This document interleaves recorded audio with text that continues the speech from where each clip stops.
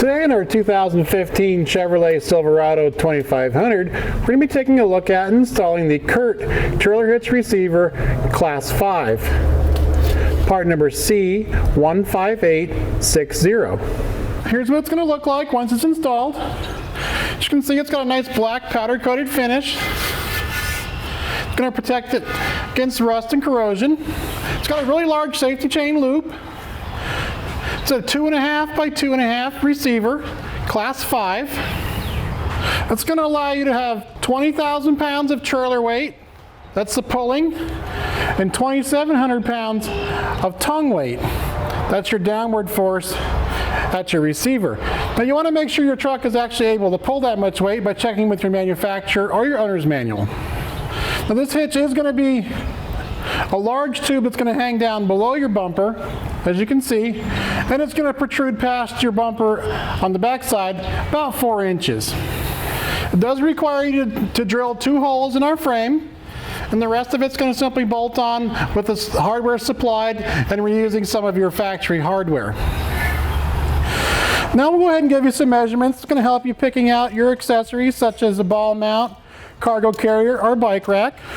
From the ground to the top of the inside of the hitch receivers, about 22 inches. And from the center of our hitch pin hole to the end of our bumper is going to be about 3/4 of an inch that it's going to stick out past our bumper. Now let's go ahead and show you how to install it. To begin our install, we're going to need to remove our spare tire off of the vehicle.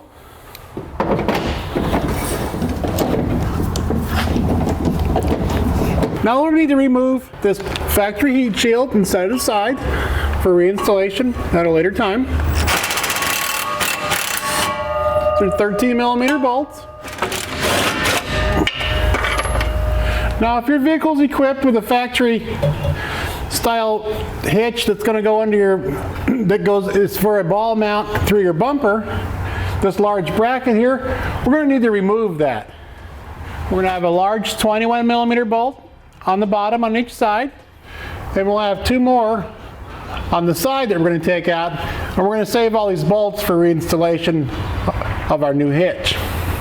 There will also be 2 13mm bolts on the inside that we're going to take out.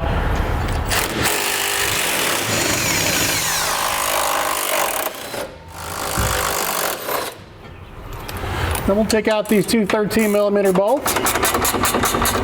Now this bracket's not going to be reinstalled, so we're just going to give that back to our customer. We'll go ahead and slip this out. Now we're going to get an extra set of hands, and we're going to set our hitch up into place and put in the 2 rear bolts.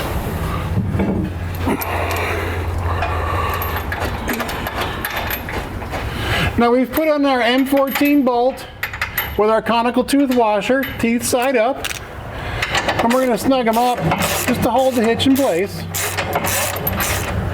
Now we'll snug up both sides, making sure that we have it level at the back here on both sides of the frame so we have it centered. Once we have it centered, we're going to drill out the forward 2 holes, one on either side. You're only going to use 1 hole. So we're going to have it drill at this hole, and on the other side will be the forwardmost hole as well. Now I've taken a C-clamp to hold it in place. We're going to mark our holes.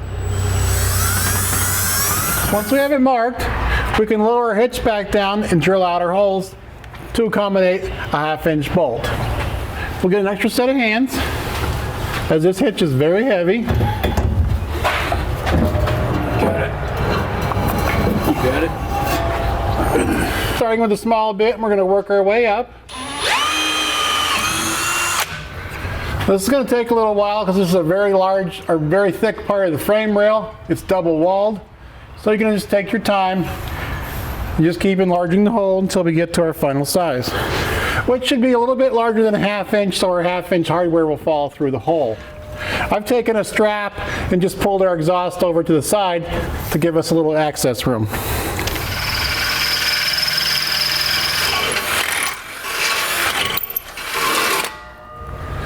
Now we can take our 1/2 inch carriage bolt and our block. Once we have our hole drilled out, we'll slide it inside the frame rail. Then we can drill out the one on the driver's side. We're going to set our hitch up into place. We'll install these with our flange nut. Then we'll take our M14 bolt with our conical tooth washer, teeth side up. We'll place it into the original weld nuts on the frame. And we'll repeat this for both sides. Go ahead and round these up until they're snug. Now we'll repeat for the other side. Now we're going to take this side bracket. It's going to attach with one of our original brackets that came from our frame. So we'll start that into the hole on the bottom one. Then we're going to take our 1/2-inch carriage bolt. We're going to slide it from the inside. And we'll start on our flange nut. And we'll repeat that for the bottom. And we'll have the same process for the passenger side. Now we can snug up our side brackets.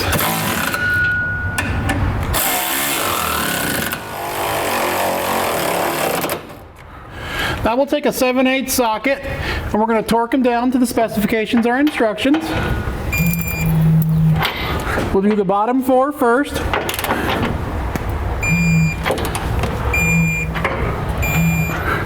And then we'll torque the 2 sides. And then we're going to reinstall the factory bolt on the top side to help hold our bumper into position.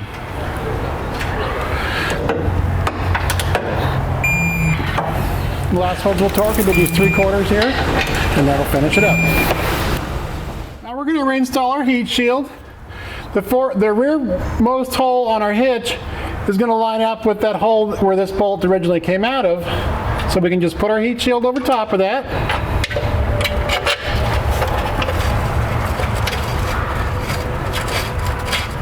And our second bolt back here in the back side. And we'll take our 13mm socket and run those back down. Then we can set our spare tire back into position and we're ready to tow. And that's going to do it for our look at and install of the CURT Trailer Hitch Receiver Class 5, part number C15860 on our 2015 Chevrolet Silverado 2500.